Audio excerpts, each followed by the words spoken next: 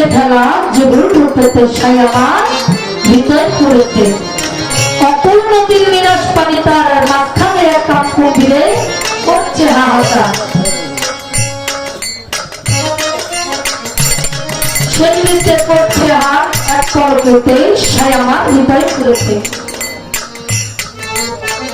আবার বলা হয়েছে নদীর তিন দিকেতে তারা বাইতেছে দুই পায়েতে একটি মানুষ দাঁড়ায় আছে দুই পায়েতে 14 তলা গিরেই একসাথে ছায়ামান হৃদয় করছে।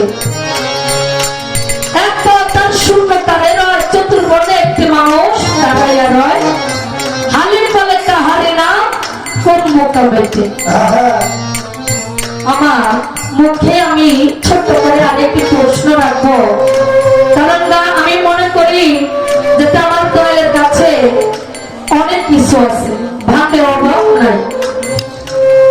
আমার দল আজকে আমি চাইবো আমার দল আমাকে দিবে।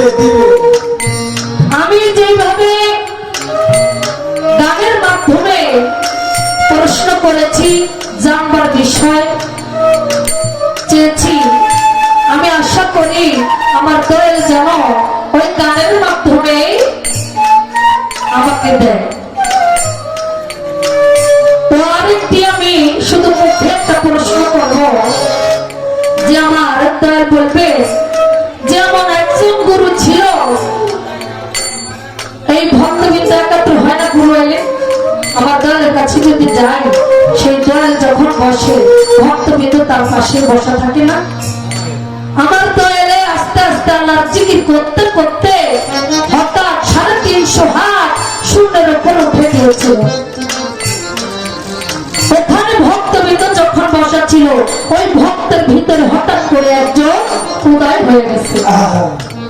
সেই দলের নাম কি বা এমন কি জিকির করছে যে যার কারণে গুরুর সামনে থেকে একজন ভক্ত উদয় হয়ে গেছে সেই ভক্তের নাম কি আর গুরুর নাম কি আপনারা সবাই